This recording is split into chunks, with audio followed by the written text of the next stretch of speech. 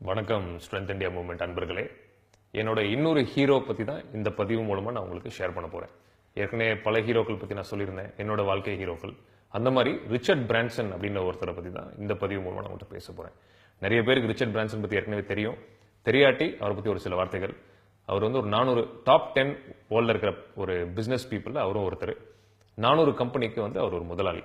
So இதெல்லாம் வந்து பெருசு கிடையாது அவரை பத்தி நான் பேசும்போது. ஏன் அவர் என்னோட ரியல் லைஃப் ஹீரோன்னு எடுத்துக்கிட்டேன்னா, அவர் குழந்தையா இருக்கும்போது அவர் வந்து ஒரு டிஸ்லெக்சிக் நோயாளி. டிஸ்லெக்சியான்னு சொல்லுவோம் இல்லையா, இந்த குழந்தைங்க கஷ்டப்படுவாங்க, படிக்கிறதுக்கு கஷ்டப்படுவாங்க. அந்த மாதிரி நீங்க தாரே ஜமீன் பர் படம் பார்த்திருந்தீங்கன்னா அதுல அமீர் கான் ரொம்ப அழகா சொல்லியிருப்பாரு. அந்த குழந்தை படுற கஷ்டத்தை சொல்லியிருப்பாரு, எவ்வளவு கஷ்டப்படுவாங்க அந்த குழந்தை. ஸோ அந்த மாதிரியான ஒரு குழந்தைய அவர் இருந்திருக்காரு. ஸோ ஒரு ஃபோரம்ல நான் அவரோட மீட் பண்ண ஒரு வாய்ப்பு கிடைச்சது. ரொம்ப நேரம் பேசிட்டு இருந்தோம். ஸோ பேசிட்டு இருக்கும்போது நான் அவர்கிட்ட ஒரு விஷயம் கேட்டேன். ஏன்னா எனக்கு இந்த மாதிரி சாதிச்சவங்க கிட்ட நிறைய விஷயங்கள் கத்துக்க எனக்கு பிடிக்கும். ஏன்னா அதை கத்துக்கிட்டா தான் நான் சாதிக்க முடியும்னு எனக்கு ஒரு நோக்கம். ஸோ அதை கேட்டேன் நான், உங்களை ரொம்ப மோட்டிவேட் பண்ண ஒரு மனுஷன் யாரு உங்க வாழ்க்கையில, இல்ல உங்களை வந்து உங்களுக்கு ரொம்ப பிடிச்ச மனுஷன் யாருன்னு கேட்டேன் நான். நம்மளால என்ன சொல்லுவோம், அம்மா அப்பா ஏதாவது சொல்லுவோம் இல்லையா, இந்த மாதிரி. அவர் என்கிட்ட சொன்னது, என்னோட ஸ்கூல் ஹெட் மாஸ்டர் வந்து எனக்கு ரொம்ப பிடிக்கும். அவர் தான் எனக்கு என் வாழ்க்கையில வந்து ஒரு பாதிப்பு ஏற்படுத்தின ஒரு மனுஷன் சொன்னார். நான் ரொம்ப ஆச்சரியம் கேட்டேன். சரி, ரொம்ப எல்லாம் என்ன நினைப்போம் உடனே, ஸ்கூல் ஹெட் மாஸ்டர்னா. சரி, நான் அவர்கிட்ட கேட்டேன், அவ்வளவு நல்லா உங்களை பாத்துக்கிட்டாரா, அவ்வளவு நல்லா சொல்லி கொடுத்தாரா, இந்த மாதிரி டிஸ்லெக்சியால இருந்து உங்களுக்கு அது வெளியே வரதுக்கு ஹெல்ப் பண்ணாரா எல்லாம் கேட்டேன். அப்போ அவர் என்கிட்ட சொன்னாரு, சிரிச்சுக்கிட்டே ரொம்ப கேஷுவலா சொன்னாரு, எங்க அம்மாவை கூப்பிட்டு நான் உருப்பட மாட்டேன் அப்படின்னு சொன்னாரு எங்க ஹெட் மாஸ்டர். பிளஸ் இவன் ஜெயிலுக்கு போதான் லாய்க்கு, இதே வார்த்தைகள் தான் அவர் சொன்னாரா. ஏன்னா எனக்கு அவர் சொன்னது வந்து எனக்கு கிண்டல் பண்றாரா இல்ல சீரியஸா சொன்னாரான்னு ஒரு நிமிஷம் நான் யோசிச்சேன். திருப்பி கேட்டேன், சீரியஸா சொல்றீங்களா அப்படின்னு. நான் உண்மையா சொல்றேன், இதுதான் என் வாழ்க்கையை மாத்தின ஒரு விஷயம் அது அப்படின்னு சொன்னாரு. ஸோ நீங்க யோசிச்சு பாருங்க. நான் அவர்கிட்ட கேட்டேன், ஏன் நீங்க அப்படி சொல்றீங்க அப்படி. ஸோ எங்க அம்மாவை கூப்பிட்டு அவங்க சொன்ன வார்த்தைகள் என்னைக்கு சொன்னாங்களோ அன்னைக்கு நான் வந்து என் முடிவை நான் மாத்திக்கிட்டேன். நான் வந்து கண்டிப்பா ஒரு சாதனையாளராக நான் மாறுவேன் அப்படின்னு நான் வந்து ரொம்ப தீவிரமா சொல்லிக்கிட்டேன். ஸோ அன்னைக்கு தான் என்னோட வாழ்க்கை பயணம் ஆரம்பிச்சது. அன்னைக்கு நான் ஜெயிக்கணும்னு முடிவு பண்ணேன். அதனாலதான் இன்னைக்கு நான் வந்து இத்தனை கம்பெனி 400 கம்பெனிக்கு நான் சேர்மனா இருக்கேன். இவ்வளவு விஷயங்கள் நான் இவ்வளவு வாழ்க்கையில சாதிக்க முடிஞ்சதுக்கு எங்க ஹெட் மாஸ்டர் நான் உருப்படாம போயிடுவேன்னு சொன்னதுதான், பிளஸ் நான் ஜெயிலுக்கு போயிடுவேன் எங்க அம்மா கூப்பிட்டு சொன்னதுதான் காரணம்னு சொன்னாரு. யோசிச்சு பாருங்க, டிஸ்லெக்சியா, சின்ன வயசுல படிக்க முடியாது, ஸ்கூல்ல ஒன்னும் பெருசா படிக்கல, உருப்பட மாட்டேன்னு நிறைய பேர் பிராண்ட் பண்ண ஒரு மனுஷன் 400 கம்பெனிக்கு plus most admired business man in the world அப்படின்னு பல முறை அவார்டு வாங்கின ஒரு மனுஷன்.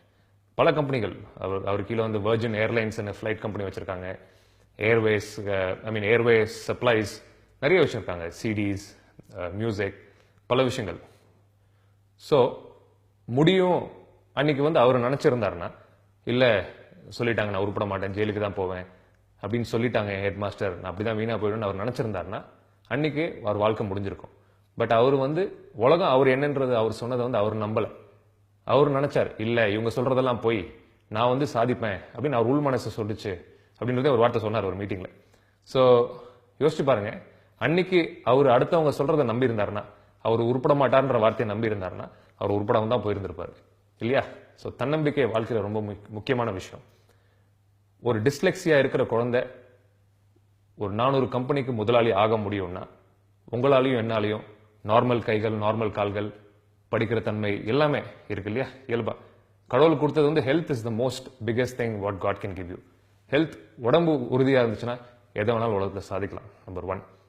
ஸோ யார் வேணாலும் சாதிக்கலான்றது அவரோட வாழ்க்கை பாடத்துல நம்ம கத்துக்கணும். பிளஸ் இன்னொரு சின்ன விஷயம் சொல்ல மறந்துட்டேன். கடைசியா அவர் என்னோட பக்கத்து சேர்ல தான் உட்காந்துருந்தாரு. சாப்பிட்டுட்டு இருந்தோம், சாப்பாடு வந்துச்சு. சாப்பாடு வந்து ஒரு ரோல் மாதிரி வந்துச்சு பேக் பண்ணி. ஸோ வரும்போது ஸோ அவர் சாப்பிட்டாரு, நானும் சாப்பிட்டேன். ஸோ சாப்பிட்டு இருக்கும்போது அவர் மேடையில கூப்பிட்டாங்க. ஸோ உடனே அவர் மேடையில போனாரு, அஸ்வின் ஒரு விஷயம் வச்சுக்கோங்கன்னு. சாப்பிட்டுட்டு பாதி சாப்பிட்டதை அழகா திருப்பி சுத்தி என் கையில கொடுத்துட்டு போனார். அஸ்வின் கொஞ்சம் பாத்துக்கோங்க நான் வந்து போனாரு. போயிட்டு பேசினாரு. பேசிட்டு திருப்பி கீழே வந்து பக்கத்தில் உட்காரும்போது அவரோட டைம் வந்துருச்சு, கிளம்புற டைம் வந்துருச்சு. ஸோ கிளம்புற டைம் வரும்போது, சரி அஸ்வின் அந்த சாப்பாடை கொடுத்தனது எங்கன்னு கேட்டாரு என்கிட்ட. நான் ரொம்ப ஒரு ஆச்சரியமா பார்த்தேன்.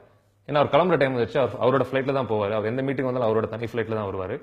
அது மட்டும் இல்லாம அவரை பாத்துக்கிறதுக்கு கூட அவரோட வர்றது வந்து 40 பேர், அது ஆண்டோராஜ்னு சொல்லுவாங்க.